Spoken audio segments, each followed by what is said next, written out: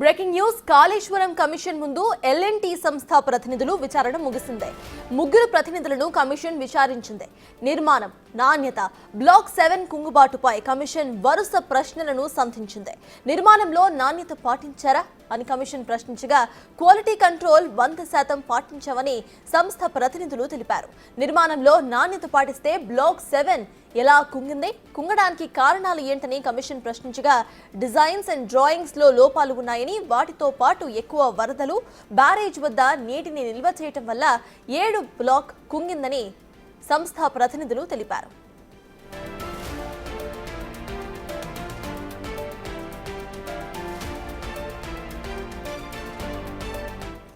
మేడిగడ్డ బ్యారేజీ మొట్టమొదటి డ్యామేజ్ ఎప్పుడు జరిగిందని కమిషన్ ప్రశ్నించగా 2019లో మొదటిసారి డ్యామేజ్ ను గుర్తించామని, ఆ వెంటనే సమస్య పరిష్కరిస్తే ఇంతటి డ్యామేజ్ అయ్యేది కాదని వివరణ ఇచ్చారు. సబ్ కాంట్రాక్టర్స్ కు ఏమైనా ఇచ్చారా అని ప్రశ్నించగా ఇతర రాష్ట్రాల నుంచి లేబర్ సహాయం తీసుకున్నామని, సబ్ కాంట్రాక్టర్లకు ఏమీ ఇవ్వలేదని సంస్థ ప్రతినిధులు తెలిపారు. ప్రాజెక్టు కుంగడానికి గల కారణాలపై మేము కూడా రీసెర్చ్ చేశామని, ప్రభుత్వానికి నివేదిక కూడా ఇచ్చామని ఎల్ఎన్టీ సంస్థ ప్రతినిధులు తెలిపారు. కోపర్ డ్యామ్ కాంట్రాక్ట్ పరిధిలోకి వస్తుందా, అడిషనల్ వర్క్ కిందకు వస్తుందా అని కమిషన్ ప్రశ్నించగా కాంట్రాక్ట్ క్రిందకే వస్తుంది, కానీ కాపర్ డ్యామ్ నిధులు ఇప్పటికీ కూడా రిలీజ్ చేయలేదని ఎల్ఎన్టీ సంస్థ ప్రతినిధులు తెలిపారు. ప్రభుత్వం ఇచ్చిన డిజైన్ ప్రకారమే కన్స్ట్రక్షన్ జరిగిందని, మేడిగడ్డ నిర్మాణం పూర్తయినట్లుగా ఇంజనీర్స్ కంప్లీషన్ రిపోర్ట్ ఇచ్చారని తెలిపారు. కుంగిన బ్లాక్లు తిరిగి నిర్మించుకోవచ్చా అన్న ప్రశ్నకు ఎల్ఎన్టీ ప్రతినిధులు భిన్నాభిప్రాయాలను వ్యక్తం చేశారు.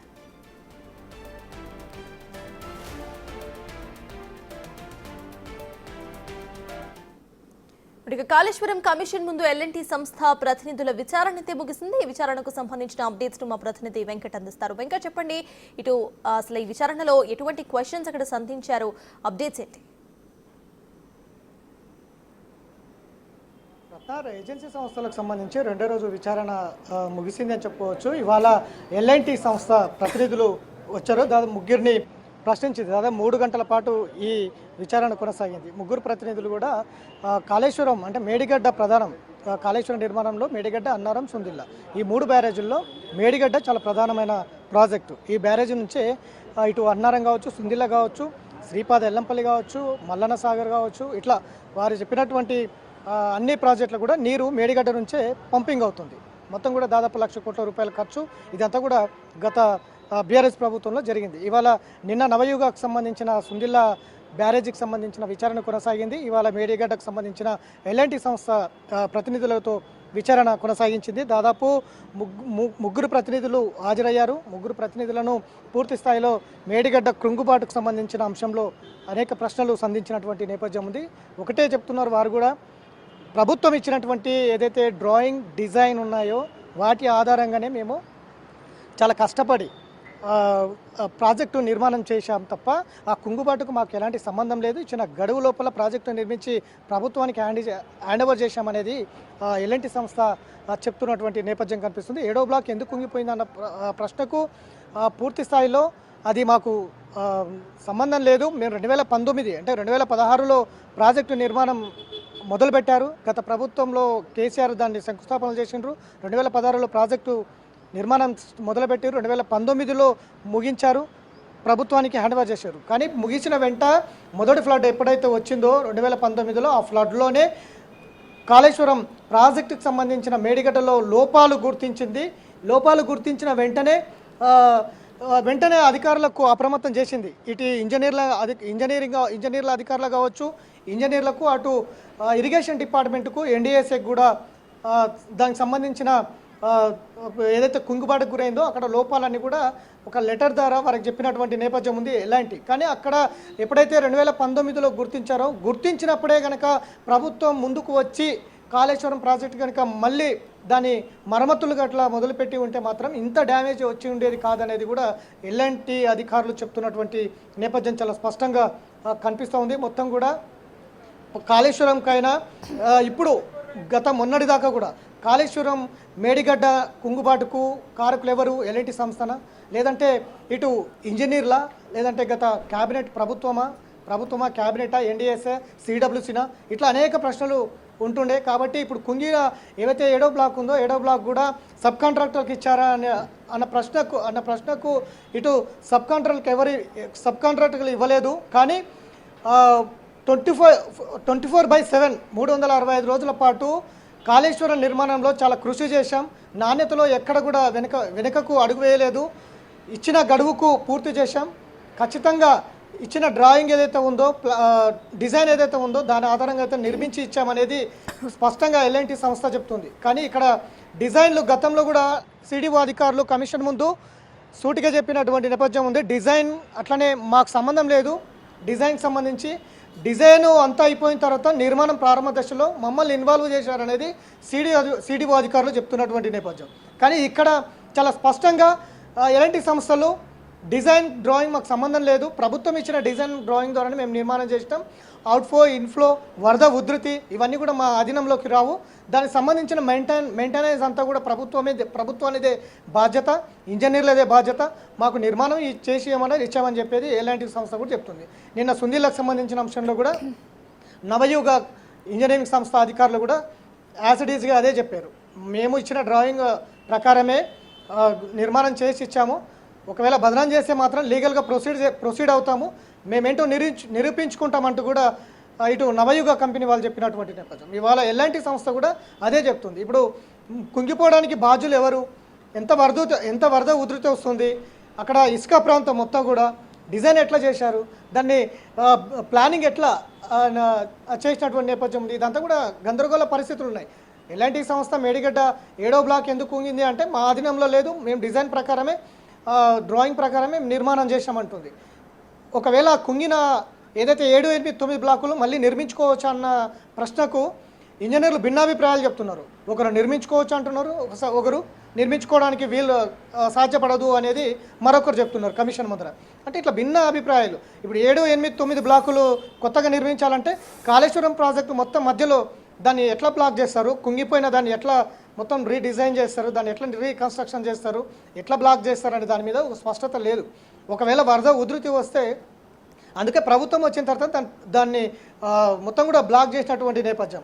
వచ్చిన వరద అంతా కూడా కిందికి వదిలేస్తున్నటువంటి నేపథ్యం. ఒకవేళ వరదను ఆపుకోగలిగితే బ్యారేజ్ పూర్తిస్థాయిలో డ్యామేజ్ అయ్యే అవకాశం ఉంది. కాబట్టి ఈ ప్రజాప్రభుత్వం వచ్చిన తర్వాత కాళేశ్వరం పైన కొంత వాటర్ అంతా కూడా కిందికి వదిలేస్తే బ్యారేజ్ ఉంటుంది, దానికి ఏదైనా మరమ్మతులు ఉంటే చేయడానికి ఆస్కారం ఉంటుంది. కాబట్టి దాన్ని వాటర్ ఫ్లోని లేవల్గా కిందికి వదులుతున్నటువంటి నేపథ్యం ఉంది.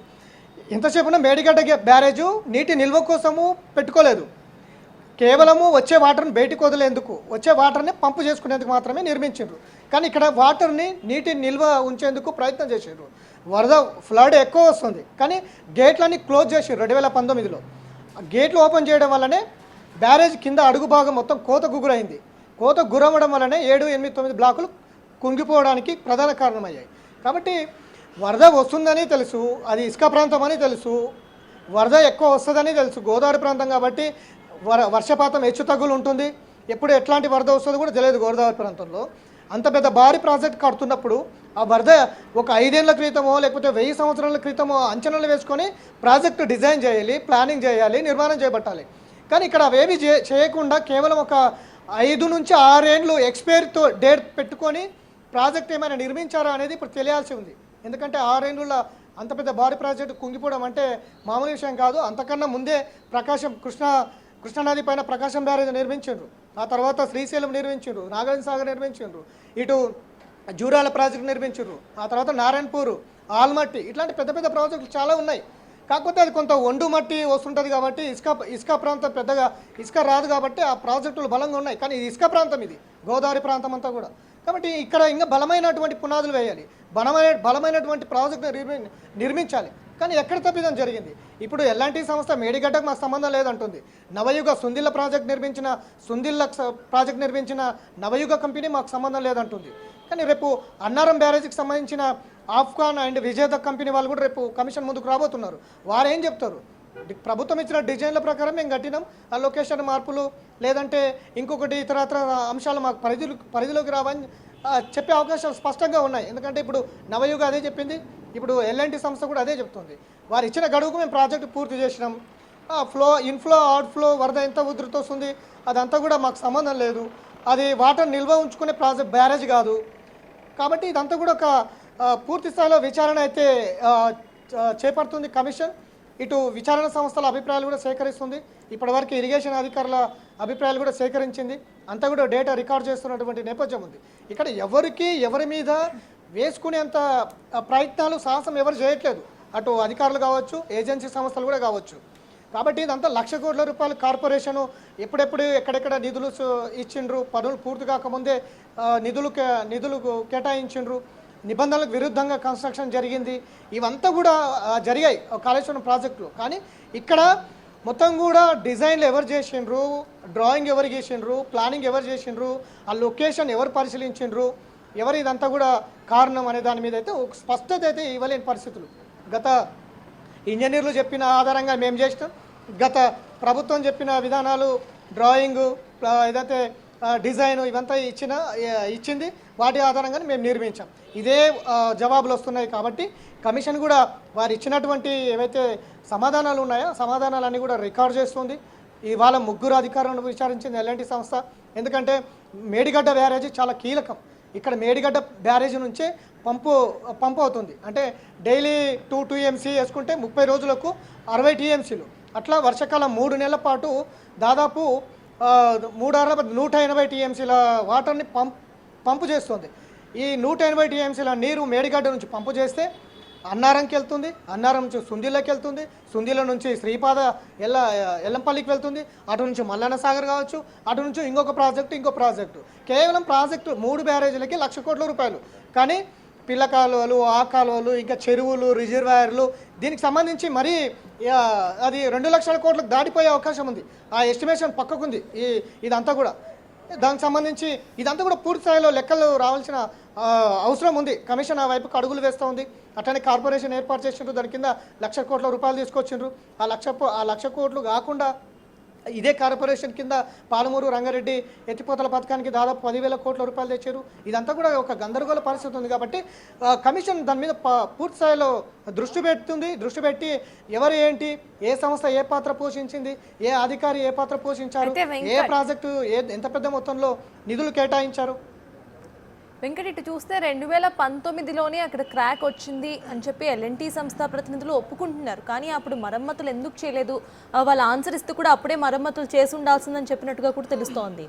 అసలు దానికి ఆ రీజన్స్ ఏంటి? అట్ ద సేమ్ టైం ఇప్పుడు ప్రెసెంట్ మళ్ళీ తిరిగి నిర్మించవచ్చా అంటే కూడా ఎల్ఎన్టీ ప్రతినిధుల నుండి ఇటు భిన్నాభిప్రాయాలు వ్యక్తం అవుతున్నట్టుగా కూడా తెలుస్తోంది. సో దానికి సంబంధించిన అప్డేట్స్ ఏంటి? ఖచ్చితంగా 2016లో ప్రాజెక్టు శంకుస్థాపన జరిగింది. 2019లో పూర్తయింది ప్రాజెక్టు. 3 ఏళ్ల పాటు 24/7 దాదాపు 365 రోజులు పనిచేసిండ్రు. అంటే దాదాపు ఒక 10 సంవత్సరాలు పట్టే ప్రాజెక్టు 3 ఏళ్ళు కంప్లీట్ చేశారు. 6,000 మంది లేబరు. అంటే ఎంతమంది వచ్చారు అనేది, అంటే అంత పెద్ద మొత్తంలో లేబర్ తీసుకొచ్చి ప్రాజెక్టు నిర్మించిండ్రు. 24/7 రాత్రి అనక పగలనక ప్రాజెక్టును 3 ఏళ్ళ కంప్లీట్ చేశారు. 2 ఏళ్ళ కుంగిపోయింది. అంటే మొత్తం ఒక 5 ఏళ్ళ బ్యారేజ్లు అంతా కూడా కుంగుబాటు గురైనాయి. ఇంత పెద్ద భారీ ప్రాజెక్టు, అదంతా ఇసుక ప్రాంతము, ఇదంతా కూడా ఒక ప్రాసెస్ ప్రకారంగా జరగలేదనేది. 2019లో ఎల్ఐటి సంస్థ పూర్తి చేసిన మేడిగడ్డ కంప్లీషన్ సర్టిఫికేట్ కూడా ఇంజనీర్లు ఇచ్చిండ్రు. ఆ తర్వాత ఒక 2019, 20, 21, 22 ఈ 3 సీజన్లు దాన్ని వాడుకున్నారు. ఆ తర్వాత కుంగిపోయింది. 2019లోనే మొదటి ఫ్లడ్కే లీకేజీలు గుర్తించింది ఎల్ఎన్టీ సంస్థ. అధికారులకు చెప్పుకున్నది, ఇంజనీర్లు అక్కడ ఉన్న ఈఈలకు, ఎస్సీలకు, అట్లనే ఇరిగేషన్ డిపార్ట్మెంట్కు గత ప్రభుత్వంలో, ఆ తర్వాత ఎన్డీఎస్ఏకు ఇదంతా కూడా ఇన్ఫార్మ్ చేసింది. ఇక్కడ లీకేజీలు జరుగుతున్నాయి, దీన్ని మరమ్మతులు చేయాలి. కానీ అప్పుడున్న ఎలక్షన్కు 2-3 నెలల్లో మొత్తం బయటకు రావడంతో దాన్ని కప్పపెట్టి ఎలక్షన్లోకి వెళ్ళిండ్రు. ఆ తర్వాత పెద్ద మొత్తంలో ఇది బయటికి రావడం, ఆ తర్వాత దాని మరమ్మతులు లేకపోవడం, కుంగిపోటు గురవడం, ఇదంతా కూడా ప్రాసెస్ జరిగింది. కానీ ఇప్పుడు దాన్ని నిర్మించుకోవాలనే దాని మీద అయితే భిన్నాభిప్రాయాలు ఉన్నాయి. అది ఏం జరుగుతుంది అసలు, లాస్ట్ ఫైనల్గా కమిషన్ ఏం తీర్పుని ఇవ్వబోతుంది, ఆ కాళేశ్వరంను నిర్మాణంలోకి వస్తుందా రాలేదనేది ప్రశ్నార్థకంగా ఉంది. Sartaj. Right, thank you Venkat.